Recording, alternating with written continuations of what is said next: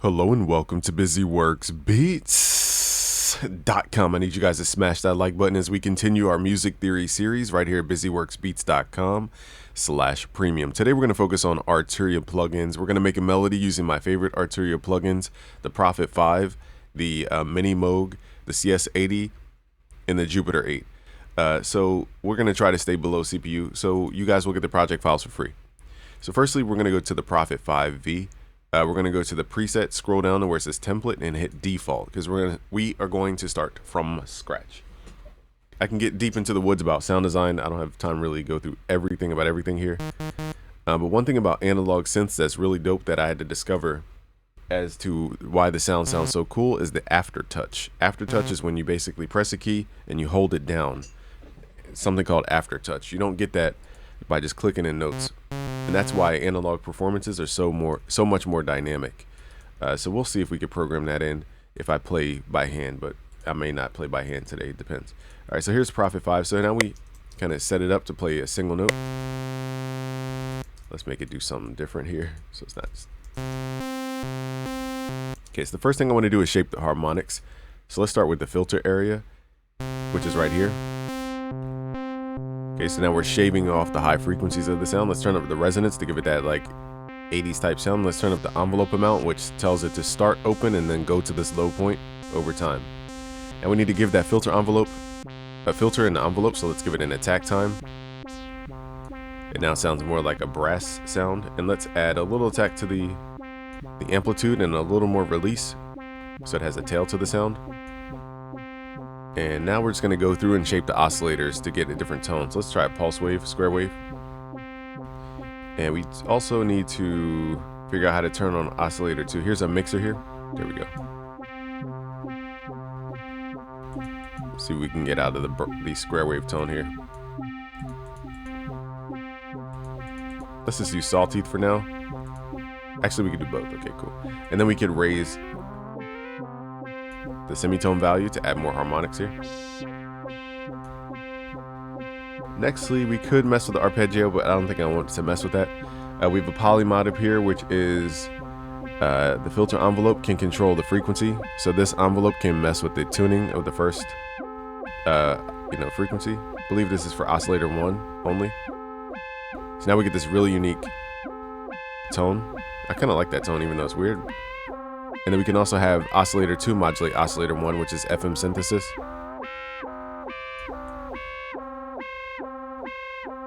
So this really weird sound we just created.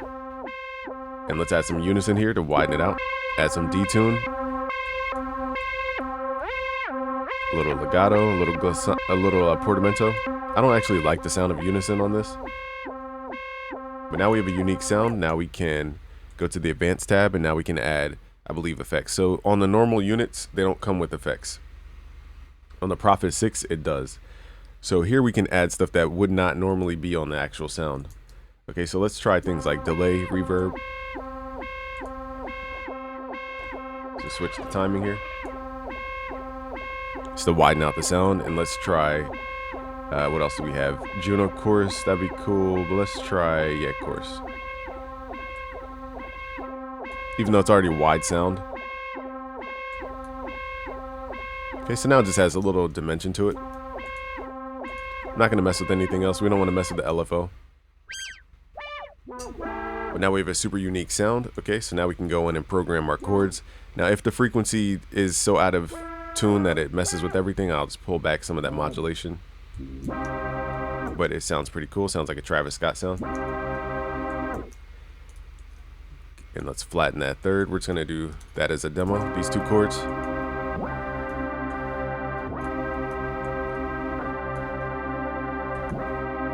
So far so good. Sounds pretty dope.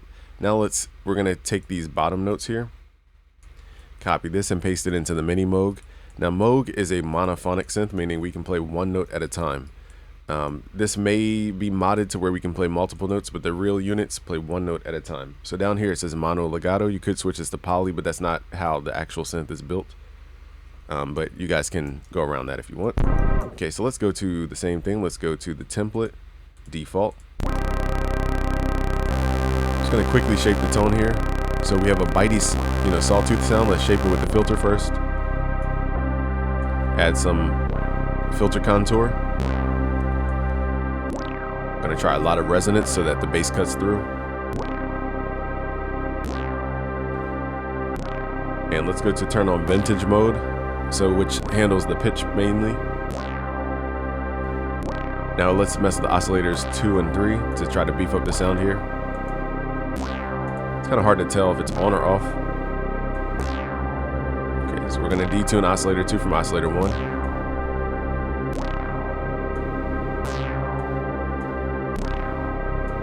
Turn on oscillator 3.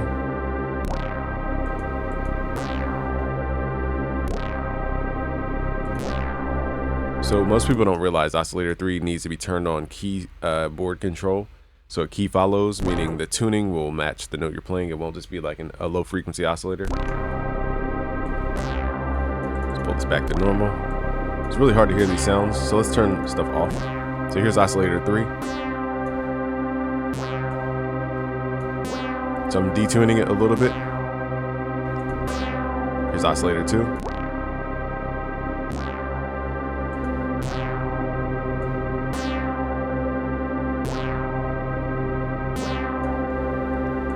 Let's bring in oscillator 1. We could also add some drive here. Let's get rid of some of this resonance and the high frequencies here.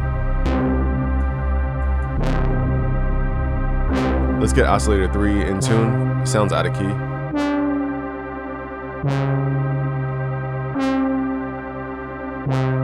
There we go.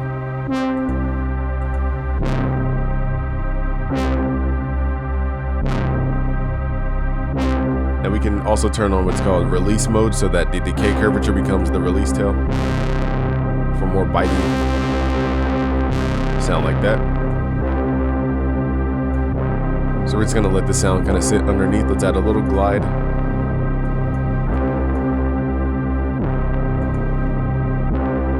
Okay, now let's copy these chords. Let's paste this into the CS80. This is one of my favorites. The only issue I have with this is the CPU. Okay, so this is one plugin I would not set it to default. It's very complicated to set up patches. I would just start picking presets on this one.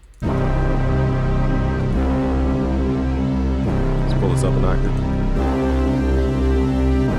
Let's combine this. So it's just adding that extra edge to the sound, and then we can paste in Jupiter 8. So here we're just stacking sounds at this point. Let's turn off the first two.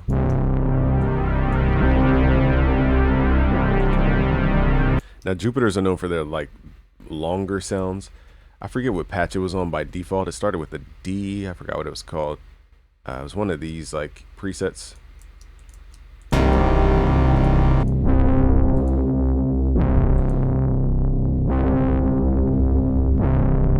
This is a pretty cool, like heavy weighted sound. It's a little clashing with the bass, but it's a pretty dope sound. And again, we're just gonna tuck this and blend it with the other pads.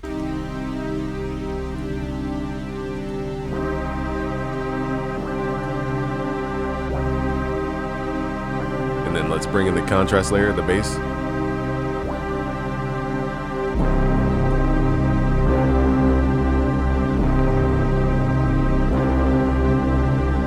Let's add some motion to the bass here by adding some notes.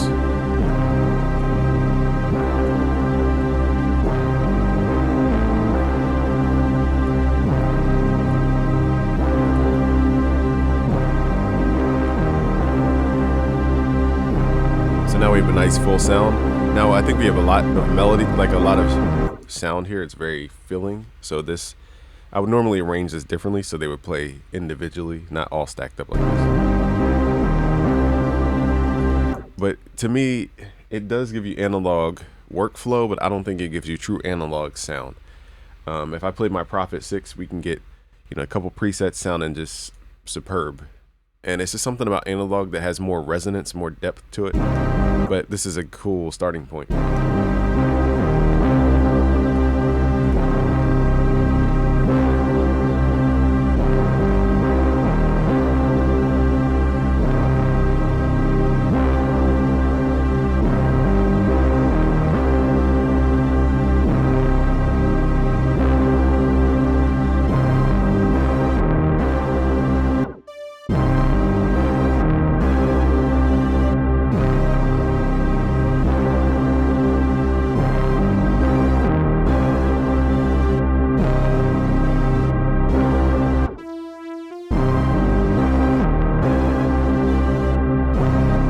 arrange this so that everything doesn't play all at once. Because again, normally I wouldn't play everything at once.